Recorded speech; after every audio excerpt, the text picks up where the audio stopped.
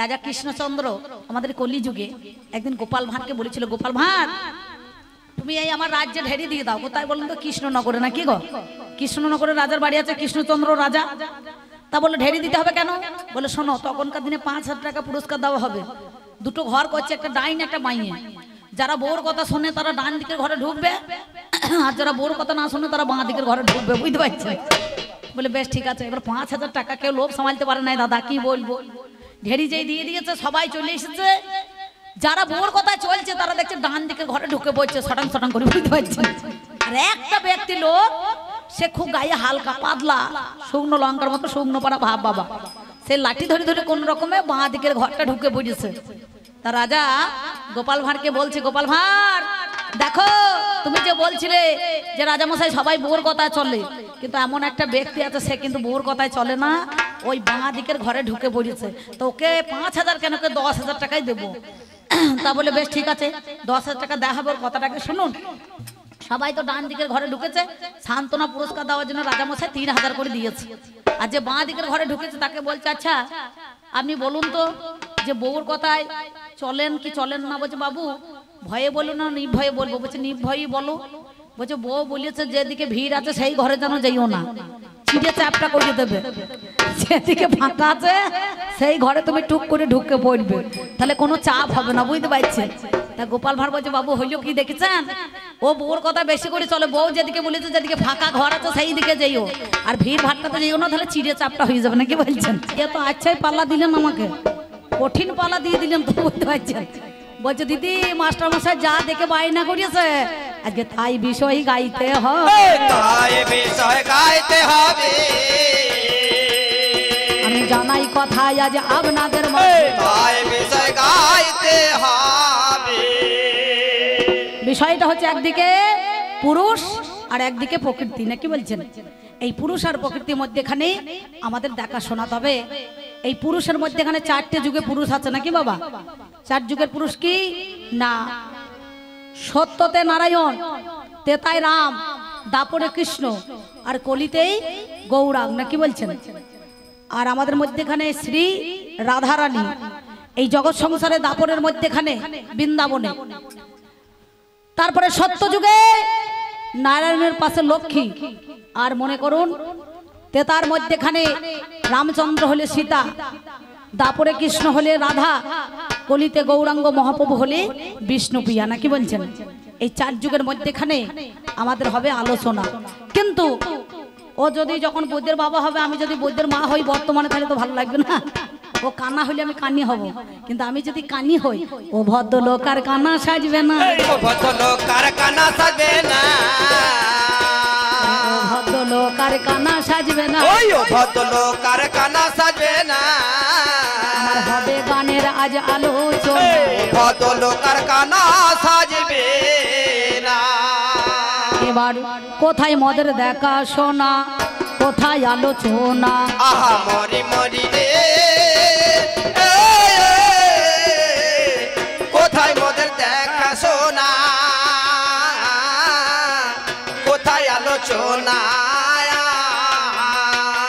আমার গণিখানেতেই আমাদেরও হবে জানা শোনা, শোনা গো হবে জানা শোনা।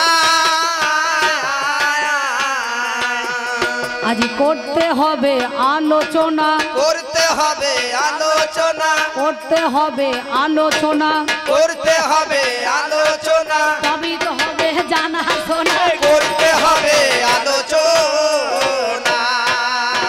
আলোচনাটা কোথায় না? আমি যেমন আছি তেমনি থাকাই ভালো। নাকি বলছেন? আর ও অরিজিনাল যেমন মাল তেমনি থাকাই ভালো, জেরক্স কপি তো নয়। নাকি বাবা? তাহলে আপনারা যেন আমার কথা রাগ করবেন না, দয়া করে বলছি। ওনার সঙ্গে আমার দেখাশোনা হবে 5টা ভাব: সখ্য, দাস্য, শান্ত, বাৎসল্য, মধুর। নাকি বাবা? সখ্য ভাবের ভাব কাদের না? সত্য যুগে যিনি ঋষি মুনিগণ ছিলেন তাদের মনে করুন শান্ত ভাব, সত্য যুগে শান্ত। তেতার মধ্যেখানে দাস্য ভাব, আর দাপরে সখ্য ভাব, যিনি অর্জুন ভগবানকে সখা রূপে পেয়েছিলেন। নাকি বলছেন? তার হচ্ছে সখ্য ভাব। এবার মধুর ভাবের ভাব কাদের? ব্রজ গোপীরা আর রাধা রানীরা, নাকি বলছেন? এদের হচ্ছে মধুর ভাব বৃন্দাবনে। আর বাৎসল্য ভাবের ভাবকার মা যশোদা, পিতা নন্দ কৃষ্ণের জন্য কেঁদে কেঁদে অন্ধ, নাকি বলছেন? একটা গান শোনেন নি সাধনদা, কে বলছে জানেন?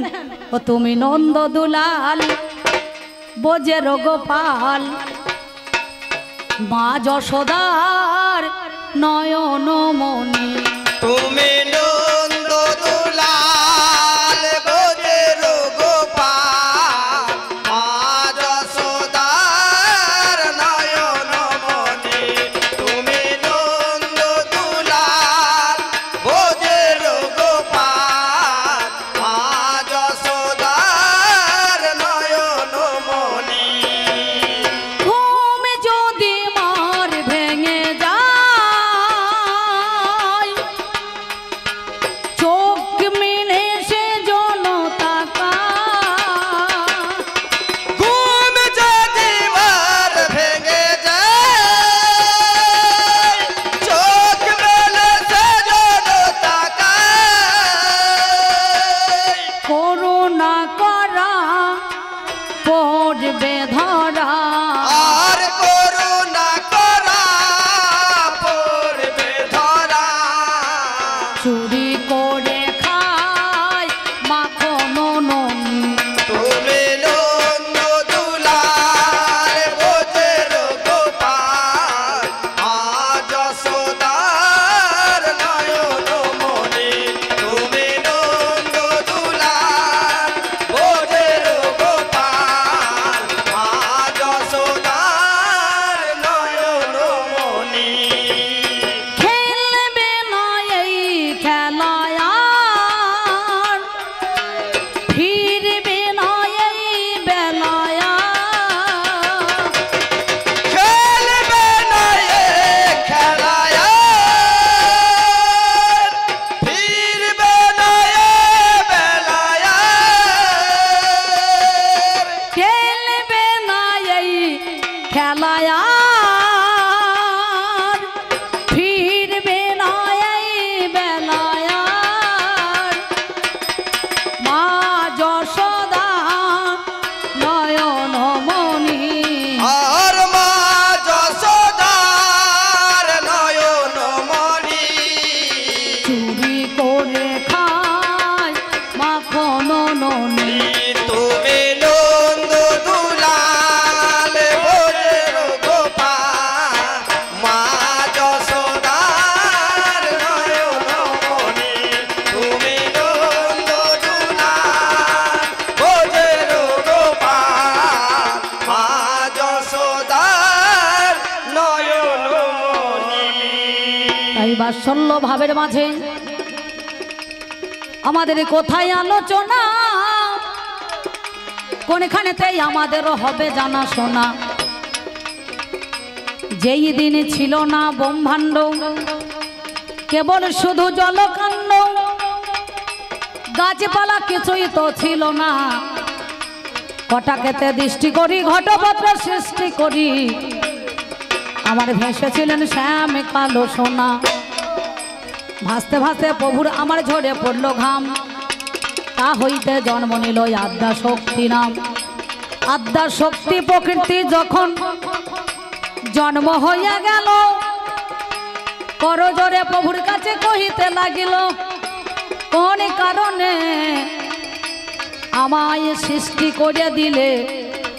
আজ বলো দেখি, বলো কথা জানাই আমি মূলে। পুরুষ বলে পৃথিবীতেই একাই আছি আমি, তোমার দ্বারাই জগৎখানা সৃষ্টি করো তুমি। প্রকৃতি বলে আমার দ্বারাই সৃষ্টি করা দায়, আমি কেমন করে সৃষ্টি করব তোমাদের জানাই। ঘর আছে দুয়ার নাই, মানুষ আছে কথা নাই, ভেবে দেখো মনে, আমি কেমন করে সৃষ্টি করব অতীব যতনে। সেই সময়ে ইষ্ট আঙুলের দ্বারাই তর্জনী এঁকে দিল, তা হইতে 3 ফোঁটায় ও বাবারে রক্ত ঝরে গেল। মানে 3 ফোঁটা রক্ত ঝরেছিল, শত রজ তম, ব্রহ্মা বিষ্ণু মহেশ্বর। এই 3 পুরুষের জন্ম হয়ে যায়। এবার প্রকৃতি ঋতুমতি জানেন মহাশয়, এমন সময় ঋতুমতি যখন হইয়া গেল, বলে নারী হইয়া পুরুষ তুমি করো গ্রহণ ভালো। পুরুষ বলে প্রকৃতি গো আমার দ্বারা রক্ষা তো হবে না, কারণ তোমার কাছে বলি কথাই আজ 16 আনা। যে দ্বারে বেরোই পুত্রের মাথা, সে দ্বারে হয় না ভজনের কথা। ওই পথ দিয়ে করব না গমন, আমার প্রকৃতি সেই সময়ে বলিল বচন। আমি তোমায় অভিশাপ দিলাম শোনোই আমার ঠাই, ব্রহ্মা তোমার চতুর্মাতা হবে তোমারে জানা। তোমার চতুর্মাতা হয়ে যাবে, তোর মাতা হয়ে যাবে, তোমার চতুর্মাতা হয়ে যাবে, তোর মাতা হয়ে যাবে। আমি জানাই কথা বাবা আপনাদের মাঝে, তোর মাতা হয়ে যাবে, তোমার চতুর্মাতা হয়ে যাবে। বিষ্ণুর কাছে বললো, বিষ্ণু তুমি আমাকে গ্রহণ করো। বিষ্ণু বলছে হবে না, তুমি আমার মা জননী। বলে আজ থেকে যে পুরুষটা এই প্রকৃতিকে, নারীকে, মহিলাকে রক্ষা করতে পারে না, আমি তোমাকে অভিশাপ দিলাম, তুমি ধ্যানে মগ্ন হয়ে রবে, মগ্ন হয়ে রবে, ধ্যানে মগ্ন হয়ে রবে। এখানে মগ্ন হয়ে রবে, তুমি জানাই কথা বাবা সবার মাঝে, এখানে মগ্ন হয়ে রবে। এবার সংহার কর্তা দেবাদিদেব মহাদেব তাকে বলছে তুমি আমাকে গ্রহণ করো। মহাদেব বলছে এই রূপে হবে না, এই রূপটা যদি পাল্টাতে পারো। সেদিন 107 বার এই দেবী দহের জলের মধ্যেখানে তিনি রূপ পরিবর্তন করেছিলেন। আর জানো দেশে তিনি মারা গিয়েছিলেন, সঙ্গে সঙ্গে একবারে করলো কি না, ওই কণ্ঠের হার, এই কণ্ঠের হারটা একটা একটা করে খুলে নিয়ে 108টা ওই হরের মালা পরে নিল, হরের মালা পরে নিল। যত্র জীব তত্র শিব, যত্র গৌরী তত্র নারী। পরমা প্রকৃতি, পরম পুরুষ যিনি আমাদের রাধা শক্তি, রাধা, এই রাধা শক্তি পরমা প্রকৃতি, যা চন্দ্রবিন্দু থেকে মনে করুন অনেকটা দূরত্ব রয়েছে। এমন সময় সেই পরমা প্রকৃতি আদ্যা শক্তি সঙ্গে সঙ্গে তিনি বললেন, এই কণ্ঠের হারটা একে একে তিনি কি করলেন না দান করে দিলেন। ওই জন্য যত পুরুষ আছে দেখবেন বাবা, প্রতিটা পুরুষের এই কণ্ঠের হারটা দেখবেন একটুখানি বাঁশের গিটের মতো লেগে আছে, লাগে না? আর প্রতিটা আমার প্রকৃতি মেয়ে ছেলে দেখুন যারা রয়েছে তাদের কিন্তু ওই নলির কাছে গিটটা নাই আছে। হ্যাঁ, তবে সাবধান, পরের মেয়ে ছেলের গায়ে যেন হাত দেবেন না, তাহলে ধনঞ্জয় মারা হইতে পারেন, বুঝতে পারছেন? এই নিজে নিজে মেয়ে ছেলের একটু হাত দিয়ে দেখতে হবে, হাত দিয়ে দেখতে হবে, আমার হাত দিয়ে বাবা দেখতে হবে, ও হাত দিয়ে বাবা দেখতে হবে, আমি জানাই কথাই আজ আপনাদের মাঝে, হাত দিয়ে দেখতে হবে। এইখানে আমাদের দেখাশোনা হলো, কবি গানে দেখাশোনা করতে হয় ভালো, দেখাশোনা না করিলে গান করা তো যাবে না। প্রত্যেক দিন দেখাশোনা হলো আলোচনা। কালকে আগের দিন ওনার সঙ্গে আমার গান ছিল, আগের দিন মাসুন দিতে, বুঝতে পারছেন, ওই কালী মন্দিরে দেখা হয়েছে। এর আগে 4 দিন আগে দেখা হলো নিদয়াতে, এর আগে লক্ষ্মী পুজো 8 দিন আগে দেখা হলো বীরভূমিতে। তাহলে আমাদের দেখা, আগেকার দিনে মেয়ে ছেলেদের বিয়ে হয়তো দেখবেন কুচ ধরিয়ে না, কি বলছেন, বাবা মা যা দেখে দিত, কানাই হোক, খোরাই হোক আর ভেঙরুই হোক, সেইটাকে গ্রহণ করতো, সংসার করতো। আর এখনকার দিনে মেয়ের বিয়ে হয়েছে কি ধরি বলুন তো, কিনি ফোন ধরি না, কি বলছেন, বলে হ্যালো তুমি কোথায়, বলে আমি বাঁশ তলায়, বলছে তুমি কোথায়, বলে আমি তাল তলায়, বলছে চলে এসো। এই যে একবারে কি বলবো আপনাদের এই মালগ্রামের একদম মনে করুন কালীতলায় বিয়ে হয়ে গেছে, তলায় তলায়। ছেলে মেয়ের বাবারা কেউ টের পায় না, কি বলছেন না? এখন হাতে একটা মোবাইল থাকলে বিয়ের ভাবনা করতে হবে না, বিয়ের ভাবনা করতে হবে না। কিন্তু এখনকার মতো তো আর না, এ দেখাটা আলাদা ছিল। তাহলে প্রথম দেখা কোথায় হলো আমাদের মধ্যেখানে? প্রথম দেখা হলো মোদের নয়নে নয়নে, প্রথম দেখা হলো মোদের নয়নে নয়নে, প্রথম দেখা হলো মোদের নয়নে নয়নে, প্রথম দেখা হলো মোদের নয়নে নয়নে, প্রথম দেখা হলো মোদের নয়নে। সদাই তুমি আমি দুইজনাতে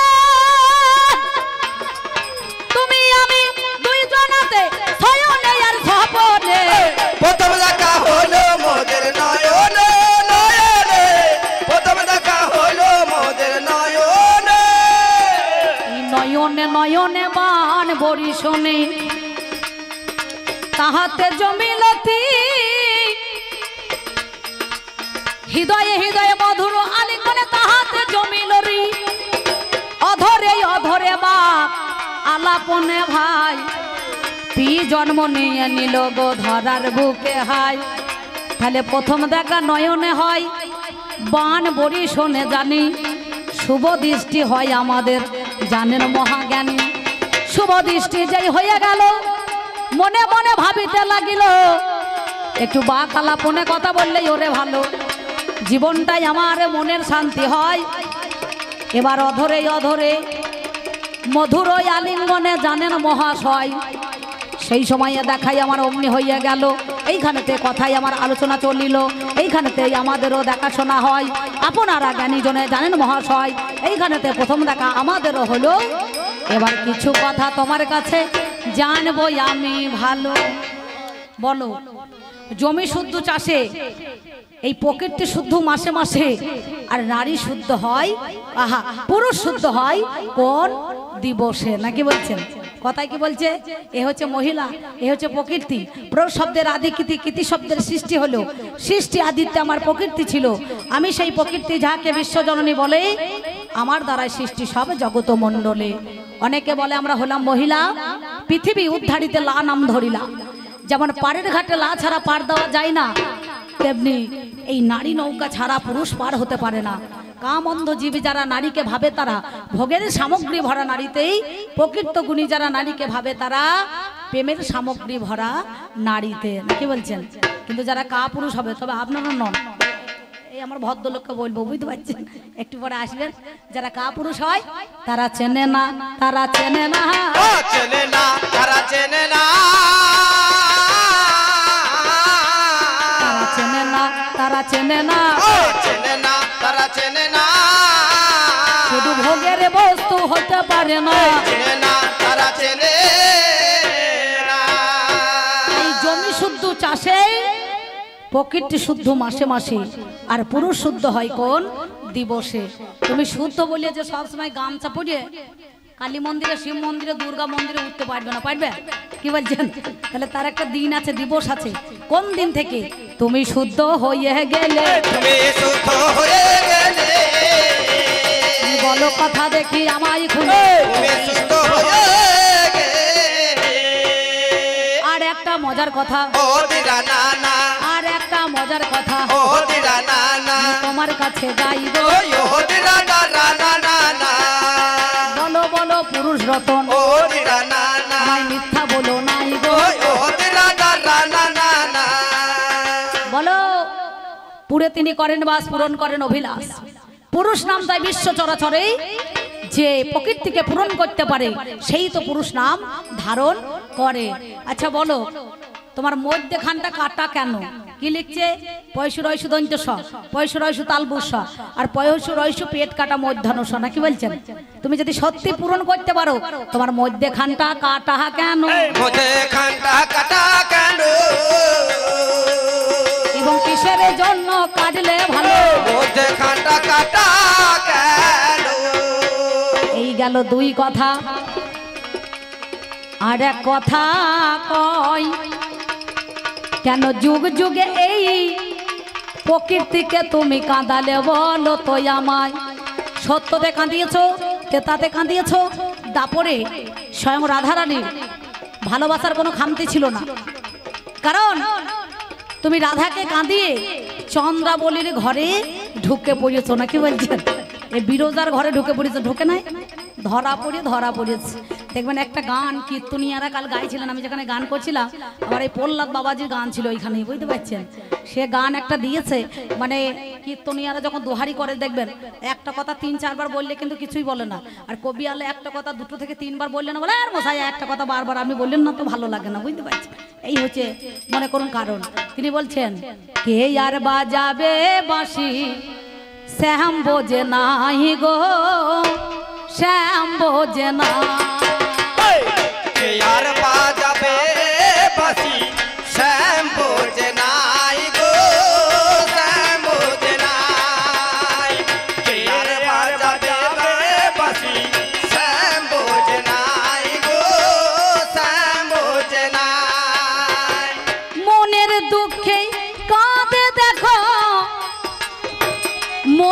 দুঃখে কাঁদে দেখো বিনোদিনী রাই গো শ্যাম বোঝে না কে আর বাজাবে বাঁশি শ্যাম বোঝে না গো শ্যাম বোঝে না কে আর বাজাবে বাঁশি শ্যাম বোঝে না গো শ্যাম বোঝে না।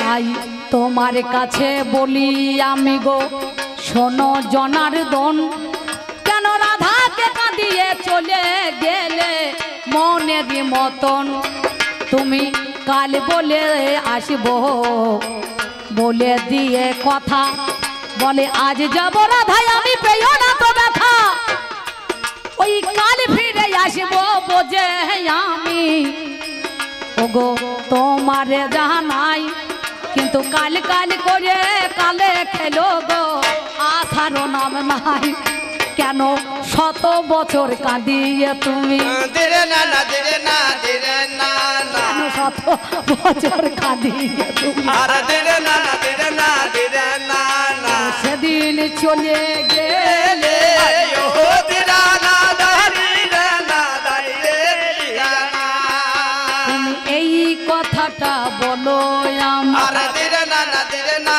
দিরে না না আজকে আমায় খুলে ও দিরা না দারি রে না দারি রে দিরা না। আর একটা কথা তিনটে ভালো নয় তে রাস্তায় চলা ভালো নয় তিন কথা বলা ভালো নয় তে চোখো মাছ খাওয়াও ভালো নয় নাকি বলছেন হ্যাঁ তাহলে আর একটা কথা বলি তুমি এই প্রকৃতিকে বাদ দিয়ে পুরুষ তোমার একা অবদান বিশ্বের মধ্যেখানে কি রেখেছো এই চারটে কথা তোমার কাছেই আমার জানতে বাসনা তোমার কাছে আমার জানতে বাসনা বলো কথায় আজ ষোলো জানো তোমার কাছে আমার জানতে বাসনা শ্যামা মা তোর অধম ছেলে আমাদের জানো মা কোলে তুলে শ্যামা মা তোর অধমে ছেলে আমাদের জানো মা কোলে তুলে শ্যামা মা তোর অধমে ছেলে। যাওয়ার সময় সেদিন একজন যিনি মেবার রাজ্যের রানী নামজাদ মীরাবাই ওই মীরাবাই করলেন কি মেবার রাজ্যের রানী হয়ে রানা কুম্ভের স্ত্রী হয়ে সেদিন গোবিন্দকে জগতের পতিকে শ্রীকৃষ্ণকে ভালোবেসেই পরম পতিকে সেদিন সংসার ছেড়ে ওই দ্বারকাতে গিয়ে গমন করেছিলেন কারণ ওই মেবার রাজ্যে হতো কালী পূজা আর মনে করুন সে করতো শ্যামের পূজা নাকি বলছেন আর ওরা করতো শ্যামার পূজা শ্যাম আর শ্যামা তাহলে শ্যাম আর শ্যামা হচ্ছে আলাদা যার জন্যে তিনি ওই সংসারকে পরিত্যাগ করে জগৎপতির চরণে নিজের মন প্রাণ জীবন যৌবন সব কিছু অর্পণ করেছিলেন তাই তিনি এসে বললেন রাজরানী মীরা ভিখারিণী গো গিরিধারী তোমারও লাগিয়া রাজরানী মীরা ভিখারিণী গো গিরিধারী তোমারও লাগিয়া রাজরানী মীরা ভিখারিণী গো গিরিধারী তোমারও লাগিয়া রাজরানী মীরা ভিখারিণী গো গিরিধারী তোমারও লাগিয়া। আমি পথে পথে ফিরি উদাসিনী হরি নাম ভিক্ষার মাগিয়া গো গিরিধারী তোমারও লাগিয়া এই রাজরানী মীরা ভিখারিণী গো গিরিধারী তোমারও লাগিয়া রাজরানী মীরা ভিখারিণী গো গিরিধারী তোমারও লাগিয়া। সবাই বলে মীরা পাগলিনী রানা কহে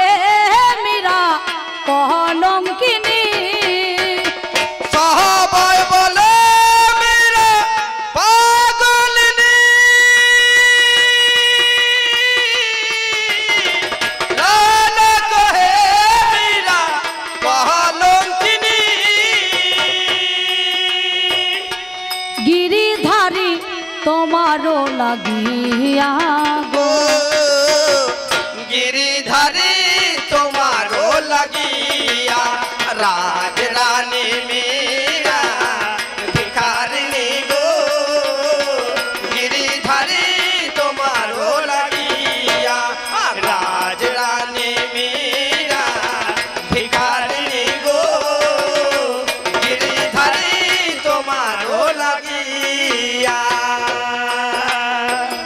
এসো এসো তুমি বংশীধারী এসো এসো তুমি গিরিধারী এসো এসো তুমি বংশীধারী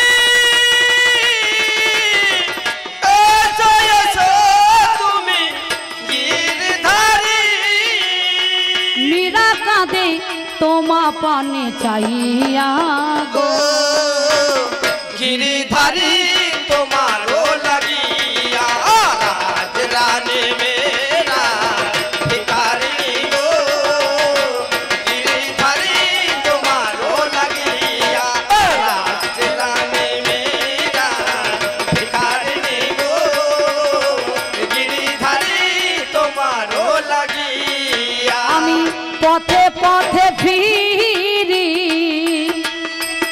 উদাসিনী হরি নাম ভিক্ষার মাগিয়া গো গিরিধারী তোমারও লাগিয়া রাজ রানী মেরা ভিখারিণী গো গিরিধারী তোমারও লাগিয়া রাজ রানী মেরা ভিখারিণী গো গিরিধারী তোমারও লাগিয়া রাজ রানী মেরা ভিখারিণী গো গিরিধারী তোমারও লাগিয়া রাজ রানী মেরা ভিখারিণী গো গিরিধারী তোমারও লাগিয়া। আমার মায়ের একবার উলুধ্বনি আর বাবার একবার কৃষ্ণ প্রেমানন্দে হরি হরি বলুন তো শুনি। দেখি মা যাদের জীব আছে তারা উলুধ্বনি দাও, দেখি উলুধ্বনি দাও তোমাদের যাদের জীব আছে, জোর করে জোর করে, যেমন ঝগড়া করো কোমর বেঁধে সেই রকম, দেখি জোরে দাও দেখি একটু। এই তো বাস সুন্দর, ওইরকম করে দিলে আমার উলু উলুর করে একটু ভালো ভালো করে দিতে হবে, বুঝতে পেরেছি? তো যাই হোক, আমার মায়েরা যারা দিয়েছেন তারাও ভালো, আর যারা না দিয়েছেন এ জন্মে আবার মানুষ রূপে জন্মগ্রহণ করবেন না, এবার কট কোটে ব্যাং হয়ে জন্ম নেবেন, বুঝতে পারছেন? আর এই গরু মোষে গা ধোয়াইতে যাবে ছেলেপুলেরা, আর গো খাবলি তো পড়বেন আর পেটে পা দেবে মশিয়ে আর পটাশ করে বেঁচে যাবেন, বুঝতে পারছেন? হ্যাঁ সত্যি বলছি। তাই যারা উলুধ্বনি দেননি তারা একবার ভালো করে দেবেন। যাক, এই পর্যন্ত বলি আমি আমার প্রথম পালা রাখলাম। উনি আসুক, উনি বলুক, আবার 1-1.5 ঘন্টা পরে আমি আবার ফিরে আসবো, নাকি দাদা? টাকার বেলা সমান সমান কম বেশি নাই, তাহলে আমি বেশি বলার কি দরকার আছে, নাকি বলছেন?